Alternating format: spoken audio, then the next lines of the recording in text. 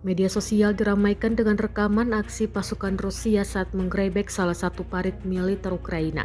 Rekamannya beredar di Telegram pada Minggu 18 Agustus 2024. Setelah penggerebekan, pasukan Rusia juga meluncurkan rentetan roket dan meledakkan isi parit. Dalam keterangan unggahan disebutkan, inilah rekaman pekerjaan tempur oleh operator kelompok Troyan dari Batalion Ketiga dan Resimen Lintas Udara ke-247 saat melawan posisi militer Ukraina di arah Saporosi. Ledakan demi ledakan pada target rekam jelas drone pengintai Rusia. Rekamannya pun menuai berbagai komentar dari warganet. Pasukan Rusia dilaporkan semakin merangsek menyerbu Ukraina yang mulai kewalahan mempertahankan garis depan pertahanan negara itu. Fakta Pertahanan Atlantik Utara atau NATO pun semakin panik dan menyerukan bantuan militer segera bagi Ukraina.